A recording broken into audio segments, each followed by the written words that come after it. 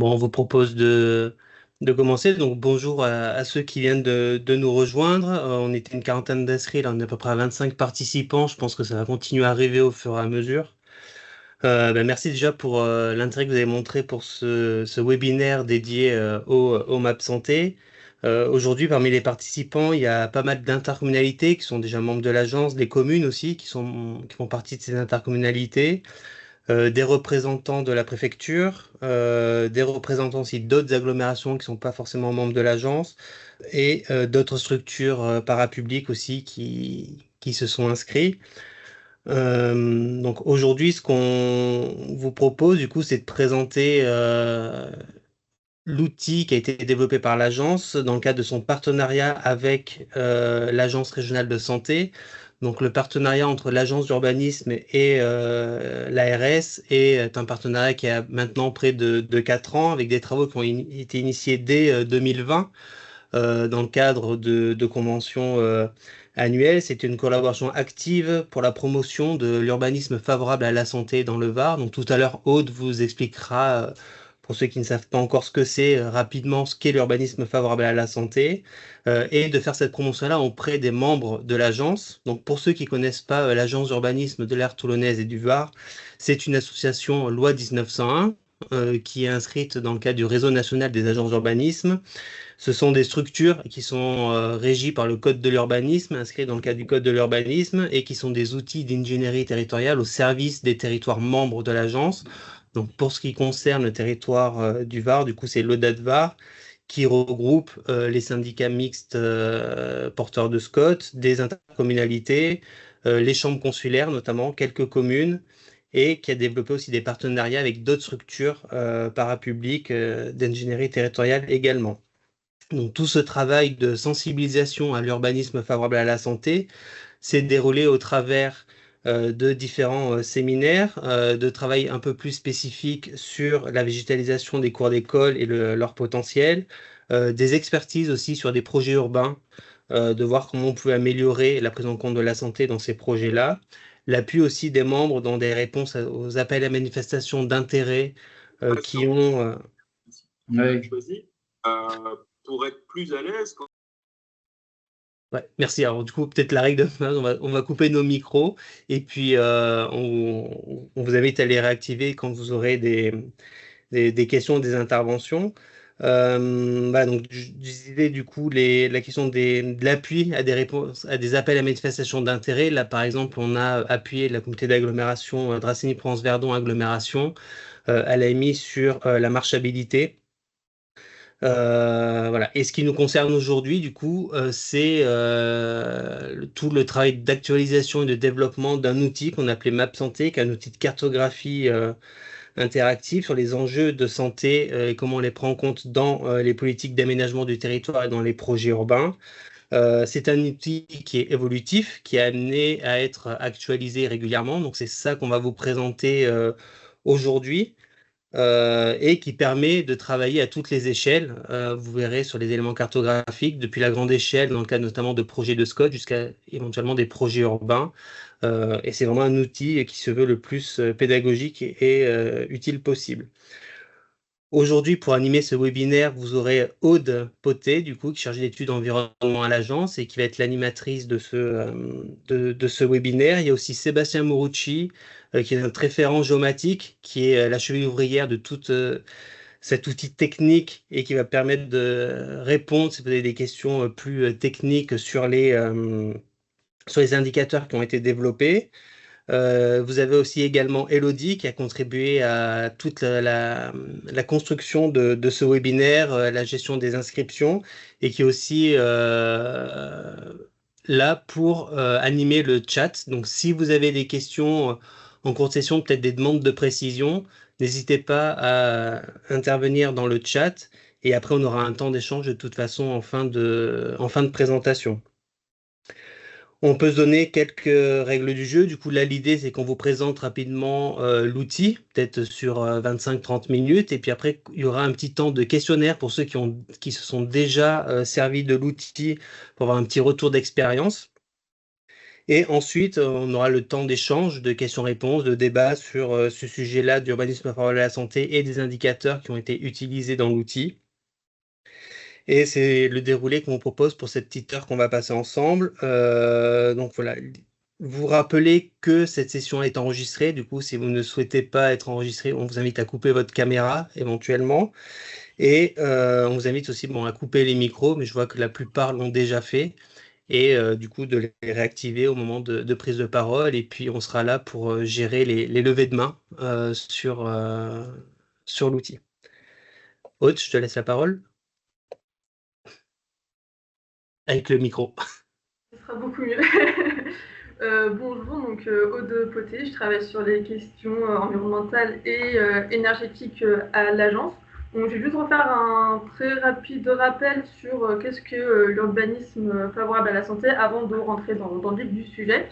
Donc c'est un concept qui a commencé à se développer en France plutôt dans les années 2010, mais qui est apparu dans les années 80 à l'échelle mondiale, où on est passé plutôt d'une santé curative plutôt à une santé préventive, liée plutôt au mode de vie, donc l'alimentation, l'activité physique, etc. Et donc c'est vraiment une démarche qui vise à tenir compte des conséquences d'un projet de déménagement sur la santé, et qui cherche à développer à encourager les décisions qui vont minimiser l'exposition des populations à des facteurs à risque pour la santé, comme la pollution atmosphérique, avoir accès à des équipements de soins ou des équipements de sport par exemple. Et c'est vraiment un enjeu qui peut parler à tous, car que ce soit les élus et les collectivités qui s'intéressent au bien-être de la population, ou les habitants qui cherchent à vivre sur un territoire le plus sain possible. L'UFS, l'urbanisme favorable à la santé, ne s'intéresse pas que à la santé physique, prend aussi en compte donc la santé mentale et sociale, comme l'Organisme mondial de la santé la définit. Et du coup, au-delà du génome, qui finalement va jouer qu'à hauteur de 5% sur l'état de santé d'une personne, ce sont vraiment en fait l'ensemble des facteurs environnementaux et sociaux qui vont impacter cette santé. Voilà, donc je vais passer sur le partagement d'écran pour vous présenter l'outil Map Santé. Hop. Est-ce que vous voyez bien mon écran? Est-ce que le son est bon pour tout le monde? C'est bon? Voilà mon écran. Ah, oui.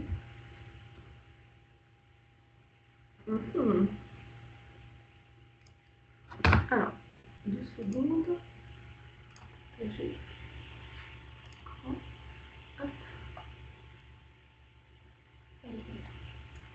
Voilà, donc pour y accéder, rapidement en rappel, on peut y accéder via le site de l'ODAT, dans Data ODAT-VAR, petite cartographie dynamique, et après donc on arrive sur l'ensemble des outils proposés par l'ODAT, et donc sur Map Santé, voire plus. Moi je suis déjà connectée, mais après donc, on a une page où on peut rentrer nos identifiants pour accéder à l'outil.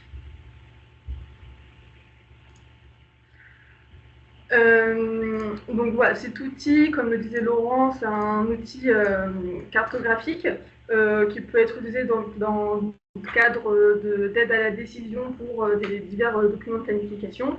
Et il ne faut pas le voir comme un outil qui va stigmatiser des secteurs qui peuvent être impactés par divers facteurs environnementaux. Il faut vraiment plutôt le voir comme un outil d'aide à la décision et d'information. Voilà, donc il reprend les déterminants de santé de l'urbanisme favorable à la santé, qui sont donc l'environnement physique, le cadre de vie et l'environnement socio-économique. Le quatrième pilier, c'est plutôt lié à la personne en elle-même, enfin, il y a son génome, son âge, etc. Et c'est des choses qui sont un peu plus compliquées à représenter en termes d'aménagement du territoire.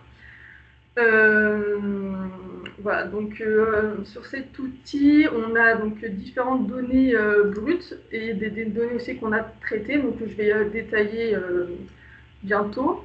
Et on retrouve aussi différentes petites fonctionnalités. Par exemple, on peut choisir le fond de carte, comme l'hygiène photo. Et ouais, donc maintenant, je vais pouvoir passer donc à la détail des données. Donc dans l'environnement physique, avant, on a aussi les questions de périmètre, avec par exemple le foncier public, donc ce sont toutes les parcelles qui sont publiques, les limites de PCI, les limites communales, la tâche urbaine, ainsi que le carroyage INSEE de 200 mètres sur 200 mètres. Donc, concernant la qualité de l'air, hop, on va aller sur Brignoles, par exemple. Donc pour ça, en fait, on utilise ce qui s'appelle des cartes stratégiques air qui sont réalisées par les associations agréées pour la qualité de l'air. Il y en a une par région, et donc en région PACA, c'est Atmosud qui les réalise. Avant, elles étaient réalisées à l'aide de deux polluants qui étaient le NO2 et le PM10, et maintenant on a la version 2022 où ils ont aussi intégré les PM2.5, ce qui apporte quand même plus d'informations. En outre, on a aussi la prise en compte des lignes directrices de l'OMS qui sont une concentration de polluants à ne pas dépasser pour la protection des populations, mais qui ne sont pas des valeurs réglementaires. Donc, on retrouve aussi les valeurs réglementaires à horizon 2030. Donc, je ne crois pas qu'elles soient encore validées. C'est l'Europe qui les décide, donc je sais pas si ça sont déjà validés au niveau de l'Europe, mais ça ne saurait tarder. Et ensuite, on a les valeurs limites actuelles. Bon, globalement, dans le Var, en fait, il n'y a plus que le NO2 où on a encore des dépassements des valeurs limites réglementaires. Et on a environ 500 personnes qui sont encore exposées à la pollution atmosphérique, donc c'est quand même un chiffre qui a tendance à se rétrécir. Et c'est surtout le long des grandes voies de circulation où on va avoir des dépassements de ces valeurs limites réglementaires. Donc, ensuite, on a des données sur la qualité des sols. Donc, on a le système d'information sur les sols qui présente, on va aller à un endroit où on a des exemples, voilà. En fait, ce sont des lieux avérés où on a une pollution du sol.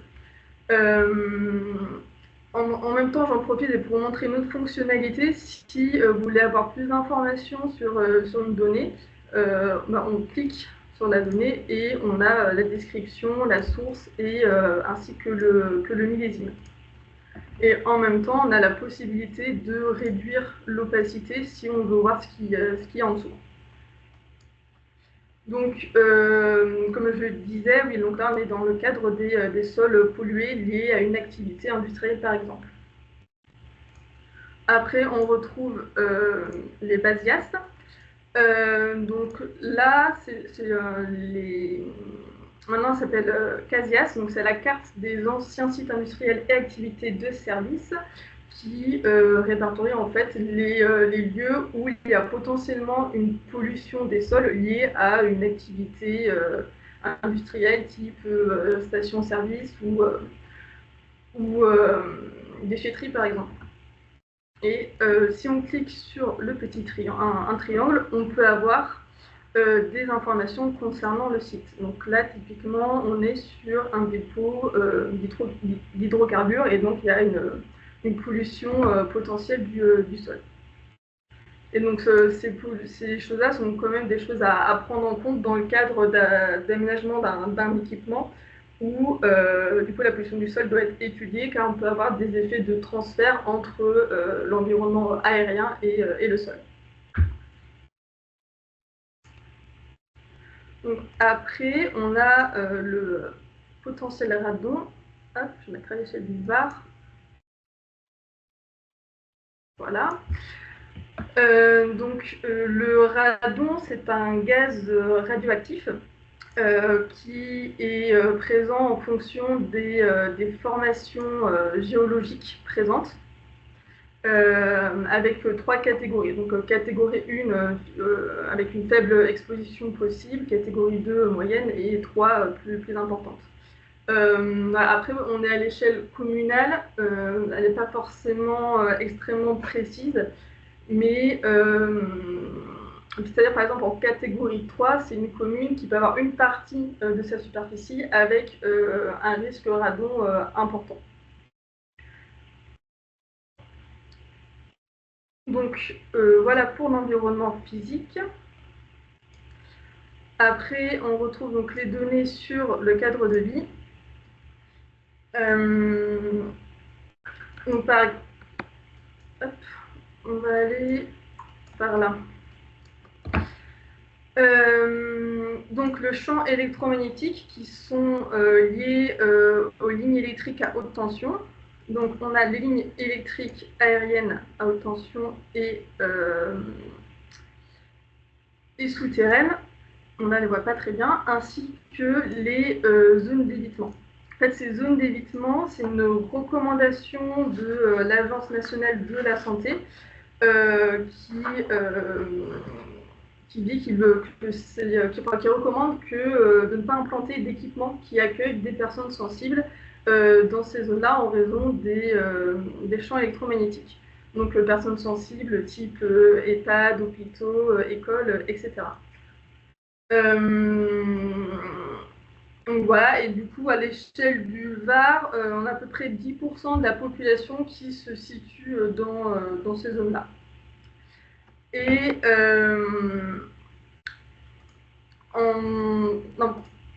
pour information, on a aussi rajouté les sites radioélectriques, ce qui correspond en fait aux antennes téléphoniques type 4G, 5G, mais sans intégrer d'indicateurs spécifiques pour le moment, car les études qui existent ne permettent pas en fait de cibler précisément quel impact sur la santé cela peut avoir et sous quelle emprise.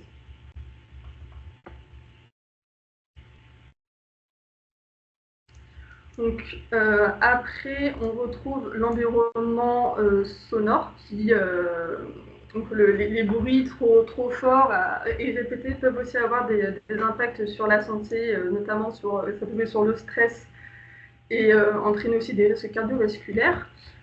Donc, on a les plans d'exposition au bruit qui sont donc liés aux aéroports. Donc, ça, c'est une donnée qui doit être réalisée par les aéroports, et en fait, plus on est foncé et plus on est dans une zone d'exposition importante. On a un petit peu d'opacité. Donc là, on doit être plutôt sur la piste d'atterrissage de l'avion, là aussi, où c'est plus foncé, par exemple. Et ensuite, nous avons donc la... Hop, on va se mettre par là.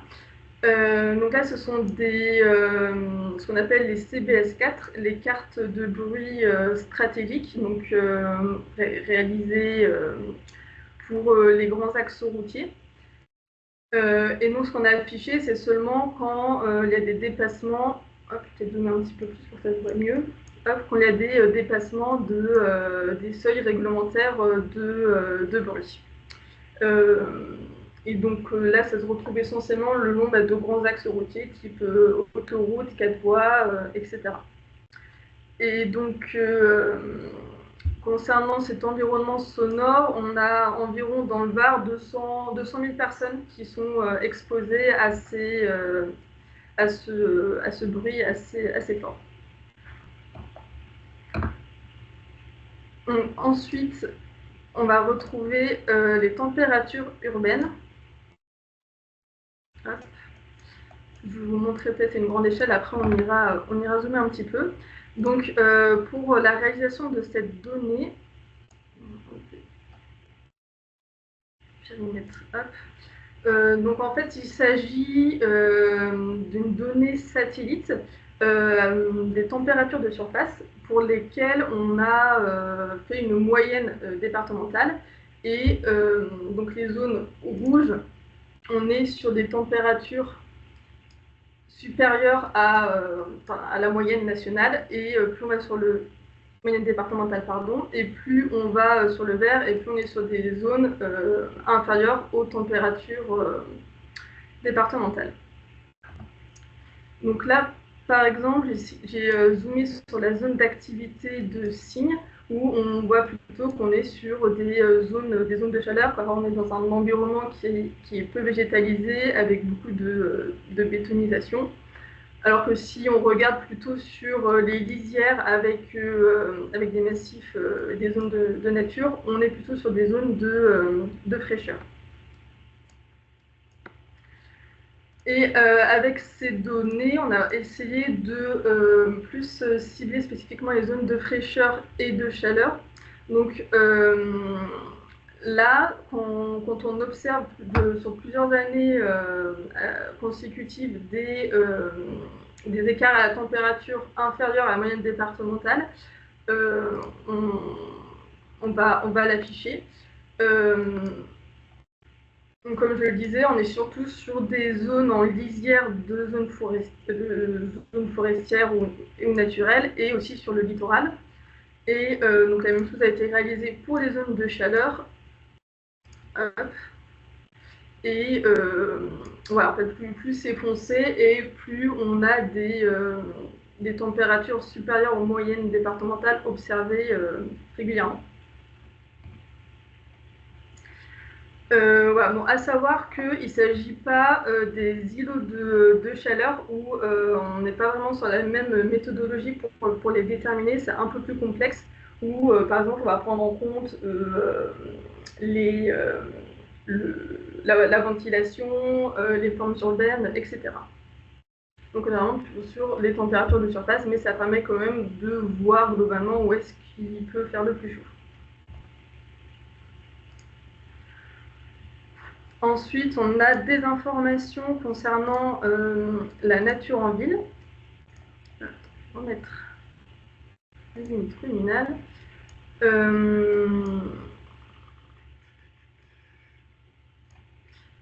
Donc, cette information-là, en fait, elle reprend un travail de l'agence qui est en cours depuis 2021 à peu près, où l'idée a été d'essayer de repérer l'ensemble des espaces verts publics dans le Var, donc à partir déjà de sources de données existantes, mais aussi du repérage par photo aérienne. Donc cette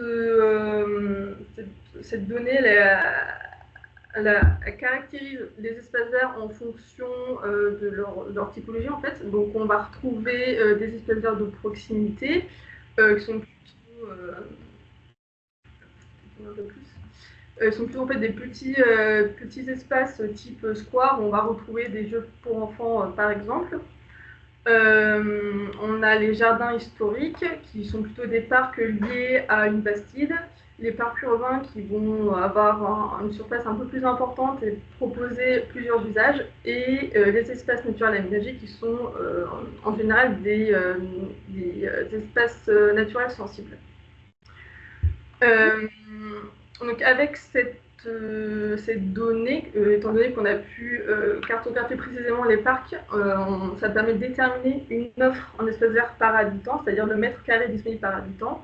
Et donc à l'échelle du Var, on est à peu près à 6,5 mètres par habitant, voilà, sachant que l'OMS recommande 10 mètres carrés par habitant. Après, bon, dans le Var, on est quand même sur un département où on a un accès aux espèces de nature qui est quand même assez facilité, un accès au littoral aussi. Donc, c'est peut-être aussi des choses qu'on pourrait prendre en compte en plus pour déterminer ces accès aux espaces verts. En plus, on a déterminé une accessibilité à ces espaces verts. Donc en fait, c'est simplement un isochrone de 800 mètres. Donc on aura une accessibilité en moins de 10 minutes à pied. Et pour voir quelle part de la population peut avoir accès à un espace vert de proximité. Donc sur le Var, ça représente environ 50% de la population. Et donc là, c'est vraiment, je pense, une donnée qu'on pourrait retravailler et pour laquelle on pourrait développer d'autres indicateurs, comme je le disais, hein, soit en fonction de si on habite plutôt dans un centre urbain ou dans un logement social collectif, ou si on habite plutôt dans une maison avec un jardin, on n'a pas forcément les mêmes besoins en ces espaces verts. Et en plus, on pourrait prendre en compte donc les espaces naturels et le littoral. Et donc, concernant les espaces naturels, nous avons rajouté donc les sentiers de nature,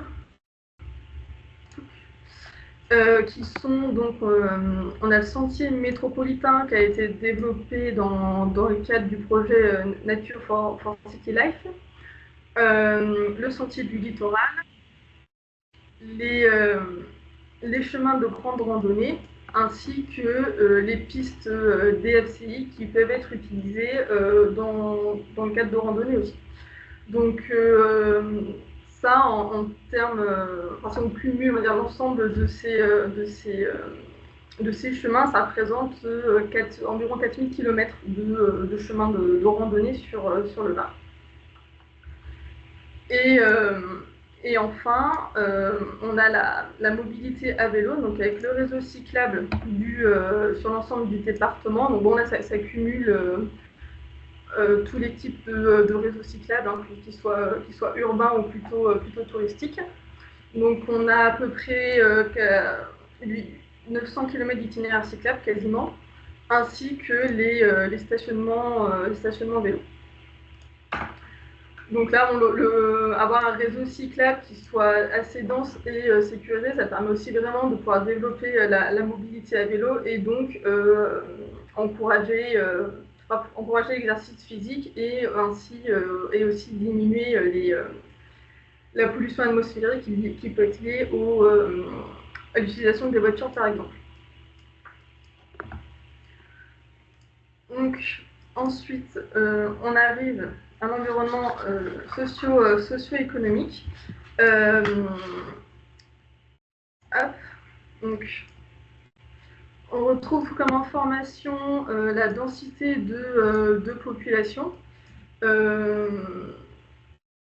Donc voilà, qui sont quand même des zones aussi auxquelles il faut être assez vigilant, parce que c'est peut-être là qu'on va avoir un besoin accru, par exemple en espace vert ou en végétalisation. On a aussi des informations concernant la répartition des personnes sensibles, donc qui sont globalement les jeunes et les seniors. Donc bon, là aussi, dans ce cas-là, un enfant va avoir plus besoin d'avoir accès à des espaces végétalisés, des espaces verts, et il va être beaucoup plus sensible, par exemple, à la pollution atmosphérique. Et donc concernant les personnes seniors, donc là c'est plutôt les risques liés aux vagues de chaleur qui peuvent être très impactantes pour les personnes plus âgées. D'autant plus, on a aussi mis le nombre de ménages d'une seule personne dans le cas où en fait, les personnes âgées seules sont vraiment celles qui sont les plus à risque dans le cadre de vagues de chaleur. Donc, ces données-là, ce ne sont pas le nombre de personnes âgées seules, mais ça permet d'avoir peut-être une petite corrélation entre quand on a un nombre important de personnes âgées et en plus un nombre important de ménages d'une personne. Et on retrouve aussi donc les seniors de plus de 79 ans. Voilà. Ensuite, nous avons l'offre de soins. Donc ça, c'est un travail notamment qui a été mené par une collègue Marion dans le cadre de la Silver Economy, avec un recensement des offres de soins sur le territoire. Donc on retrouve la localisation des offres de proximité. Donc là, on est plutôt sur les médecins généralistes. L'offre paramédicale, donc type infirmier, aide-soignante, kinésithérapeute par exemple. Voilà. Ensuite, on a les spécialistes et les maisons de santé qui peuvent regrouper donc aussi bien du paramédical que de l'offre de proximité. Donc, bon, après, ces maisons de santé, on va essentiellement plutôt les retrouver dans des zones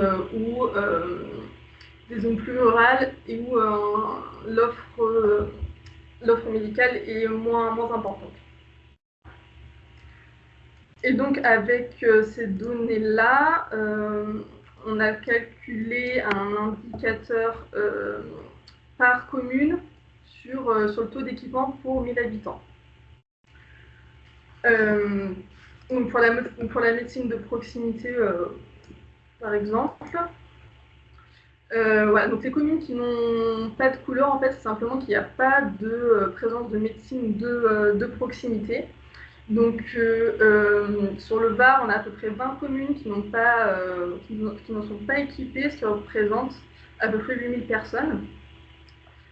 Et après, l'offre de médecine de proximité, on la retrouve plutôt abondante, on va dire en général, sur les communes littorales et un peu moins abondante sur le moyen et au Var. Donc on a réalisé la même chose pour la médecine spécialisée. Donc là, on a encore moins de communes qui vont être équipées. C'est surtout la métropole qui est bien équipée et certaines communes un peu plus dans le nord. Et enfin, l'offre paramédicale, et où là, on a 50 communes environ qui n'ont pas d'offre paramédicale, ce qui représente quand même 45 000 personnes.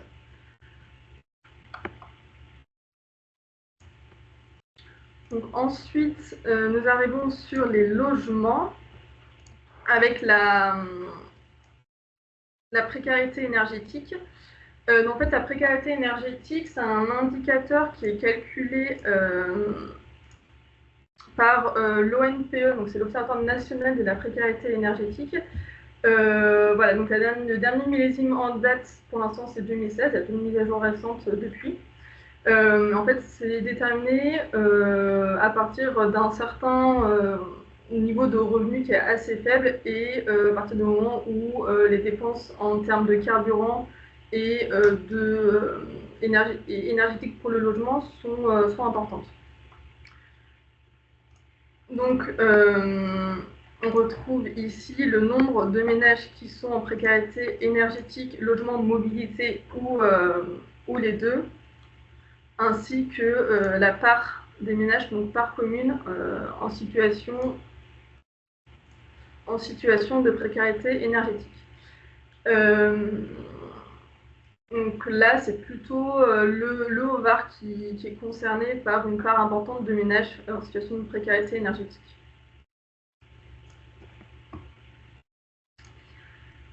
Donc, concernant les logements, on retrouve aussi la part des logements qui sont construits avant 1975.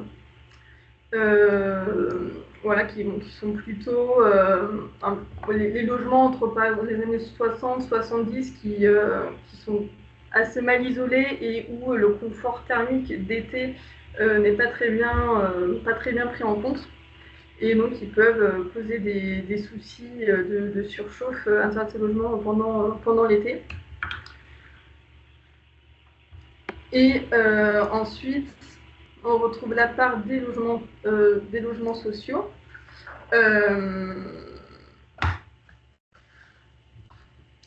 Globalement, en fait, c'est des endroits où, enfin des secteurs où il peut déjà avoir des politiques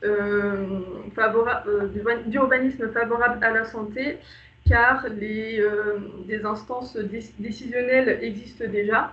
Ce qu'on peut retrouver aussi avec les quartiers prioritaires de la ville, par exemple. Ouais, des secteurs sont peut-être plus simples à cibler dans un premier temps pour avoir des politiques d'urbanisme favorables à la santé. Voilà, donc là c'était pour les déterminants de santé. Maintenant je vais passer aux premiers indicateurs qui ont commencé à être développés à travers les données brutes que je vous ai déjà présentées. Donc on a les établissements publics recevant des personnes sensibles. Donc là pour l'instant il n'y a pas eu de croisement qui a été fait avec d'autres données, mais ce serait tout à fait possible de croiser ça avec par exemple la pollution atmosphérique, les zones de bruit ou encore les zones de chaleur. On retrouve aussi donc la qualité de l'air à proximité des équipements sportifs de plein air. Donc c'est vrai que pour pratiquer un sport de plein air, c'est quand même mieux de se trouver dans une zone sans pollution atmosphérique. Et bon, globalement, dans le Var, c'est pas trop mal, puisqu'on a à peu près 95% des équipements sportifs qui sont dans des zones de bonne qualité de l'air. On a aussi fait un indicateur donc, par rapport à l'accessibilité aux espaces verts publics des crèches et des écoles. Et enfin, on a donc un indice de vigilance santé, qui est donc un indice à la parcelle. Donc pour pouvoir le voir, il faut vraiment bien zoomer. Si je dis zoom, il disparaît, et si en zoomant, hop, il réapparaît. Donc en fait, cet indice, il reprend plusieurs données et indicateurs qu'on a développés jusqu'ici, et qui classe du coup les parcelles de 1 à 6 en fonction de l'exposition.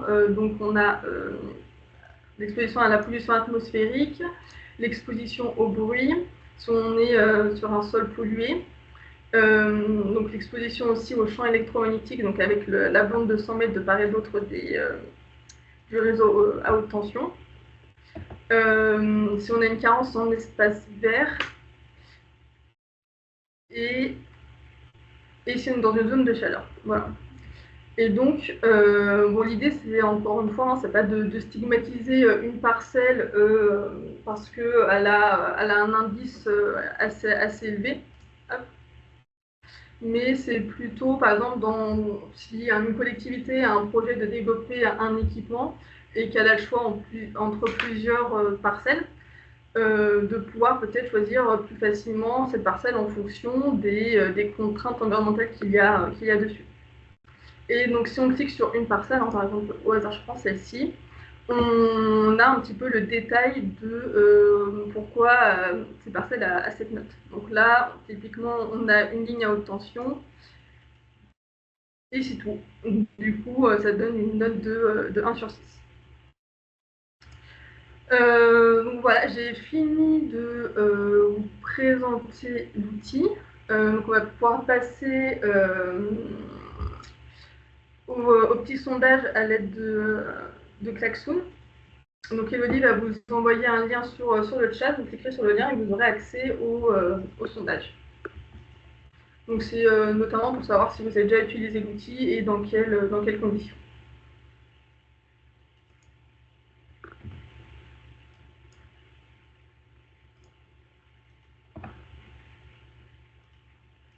Du coup, Aude, peut-être tu peux mettre sur la fenêtre Klaxoon, du coup, l'apparition des réponses au sondage directement. Oui. Je ne suis pas sûre de savoir comment on fait. Tu l'ouvres et ça va apparaître. Voilà, puis après cette phase-là, du coup, on va répondre. Il y a quelques questions qui ont été posées sur le chat. Du coup, Sébastien, prépare tes réponses. et après on fait un temps d'échange en utilisant l'outil lever de la main sur Teams, du coup, pour permettre d'organiser les échanges. Je vous remercie.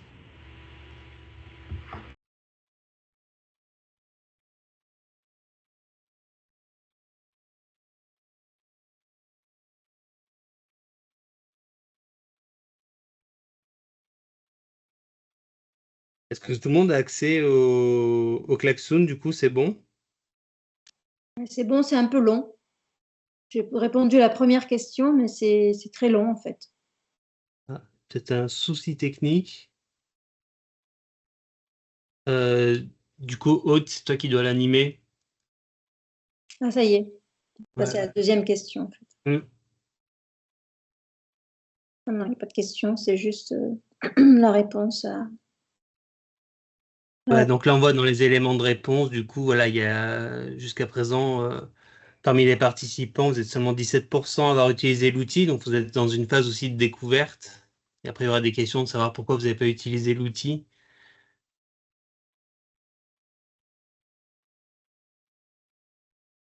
Hop, si on peut passer à la question suivante.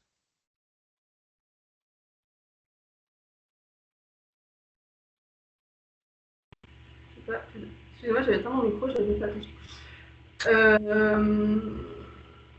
Voilà, donc là, c'est si vous avez utilisé l'outil, vous répondez à cette question. Sinon, on passe à la question suivante. Donc, hop. Voilà, globalement, il n'a pas forcément tout de suite été utilisé pour, dans des cadres de politique publique, mais plus pour des questions de curiosité, hein, ce qui est aussi tout à fait envisageable. Donc, question suivante. Donc, pour toutes celles qui ont répondu non, vous pouvez répondre ici. C'est bon, non, ça va.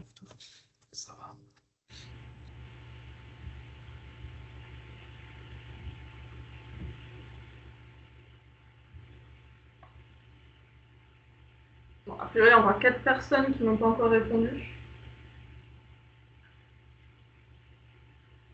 Bon. C'est les cas audaciens, je pense. Hop, ça doit être ça. Voilà, c'est bien, c'est assez bien partagé entre la connaissance d'existence de l'outil. Donc maintenant, vous en avez connaissance, donc c'est très bien. Hop, question suivante. Bon, là, ça s'adressait plus aux personnes qui avaient déjà utilisé l'outil, mais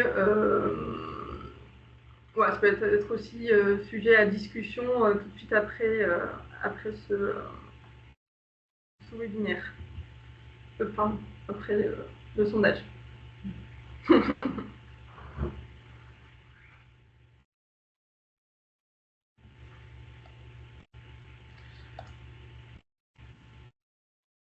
Aucun problème. Moi, parfait alors. Tout va bien. Merci d'avoir participé au sondage. Donc, on va pouvoir passer aux échanges, remarques, éventuelles questions. Donc, il y avait 2 questions déjà qui ont été posées dans le chat. 3 questions. Du coup, la parole une question. Il y avait plusieurs questions déjà. Cora, si tu veux prendre la parole. Tu me parles long? Oui. Comme tu avais plusieurs questions, si tu veux ouvrir le bal. Oui, bonjour à tout le monde. Merci beaucoup pour la présentation. C'était super. Et je me suis posé 2 questions. J'étais surprise de voir un sujet de l'ORCA, de l'Agence d'urbanisme catalane. Petite précision. Et on s'intéresse aussi à ces questions-là. C'est pour ça que je voulais voir comment vous abordiez la question. Nous, on n'a pas développé encore d'outils comme ça, donc ça m'intéresse. Et j'étais surprise de voir la donnée sur l'exposition c'était comment? Radium. J'avais aucune idée qu'on pouvait avoir une exposition aussi importante. Je me demande quelle est la nature en fait, la cause de cette exposition. Et après, l'autre question était l'accès aux espaces publics en moins de 10 minutes à pied. Savoir comment vous l'avez fait. Est-ce que vous avez juste fait un rayon à me faire des telle distance et vous l'avez vérifié, parce que ça me paraît énorme de le faire dans le Var, mais est-ce que vous avez vérifié s'il y avait une vraie existence des trottoirs et des cheminements de piétons pour bien le définir dans tous les Vars? Si vous avez fait ça, honnêtement, c'est énorme comme boulot. Bravo. Alors concernant le radon, c'est une donnée du BRGM. Je crois que ça date de 2014, il me semble, à confirmer. En fait, ça dépend beaucoup de des formations géologiques, donc type granit, le schiste, il me semble, qui peut être aussi vecteur de radon, et certains grès. Et voilà, après, comme je le disais, ça reste quand même, c'est pas une donnée qui est très précise, ça reste à l'échelle communale. Ouais, donc c'est plus une indication, quoi. Pas forcément un risque avéré, il faut creuser un petit peu, je pense, de ce côté-là, quoi. Nous, du coup, sur la partie varoise, du coup, ça correspond à tout ce qui est le massif cristallin des Maures et de l'Estérel. Du coup, on est vraiment lié à la formation géologique qui est vraiment différente de l'autre partie du département du Var, qui est plus une roche calcaire. Quand on regarde à l'échelle nationale, c'est vraiment ces vieux massifs socles, que ce soit en Bretagne, le massif des Vosges, le massif central, et cette partie-là du sud-est de la France, du coup, qui sont les plus exposés au radon. Donc, c'est vraiment lié à la formation géologique initiale de la roche, quoi. Mais est-ce que ça s'est avéré que ça peut impacter vraiment, réellement la population par des projets, en quelle occasion on va être vraiment exposé à ça? En faisant des fondations, des excavations, certains sites, ça me paraît peu probable, je ne sais pas. Bon, après, globalement, si on a un logement ou un équipement qui est bien aéré régulièrement, ça permet déjà de diminuer fortement le risque, quoi. Et après avoir plutôt des des fondations plutôt étanches serait suffisant aussi. Après, c'est vraiment l'aération en fait qui est plus importante pour limiter le risque d'exposition au radon. Ok. Et donc concernant les espaces verts publics, donc pour l'accessibilité, en fait, on s'est amusé à se promener sur Street View pour repérer les entrées des parcs. Et du coup, c'est à partir de ces entrées de parcs et l'ensemble du réseau routier et piéton qu'on a réalisé un isochron du coup de 800 mètres autour. Voilà. Après, on n'a pas allé vérifier partout si ça correspondait vraiment à la réalité du terrain, quoi. Ça reste une estimation et oui, c'est sûr que c'est une donnée qui pourrait être améliorée par rapport à ça. Oui, au cas par cas. Au moment de faire un vrai projet ponctuel, à la limite, c'est le bon moment pour affiner la recherche. Ok. Merci. Avec plaisir. Alors, on avait une autre question sur les équipements sportifs et la qualité de l'air. C'est Mélanie Bonneau de leur cas aussi. Si elle veut prendre la parole, peut-être. Sinon. Oui, bonjour. Voilà, c'est la question que j'ai posée dans le fil de discussion. Vous avez indiqué les données qualité de l'air à proximité des équipements sportifs. Nous, au niveau du département, on n'a pas du tout cette précision. Donc, je me demandais comment vous avez l'information. Est-ce que c'est l'ATMO qui modélise, en fait, et qui vous fournit l'information? Et est-ce que c'est un service payant commandé par l'agence de l'air toulonnaise? Alors, je vais peut-être laisser Sébastien Morucci répondre. Bonjour. Alors, les données sont les données CSA. Donc, moi, j'ai traité la partie technique pour la partie, en tout cas, pollution. Je pense que je laisserai Aude plutôt qui a apporté plus de précision.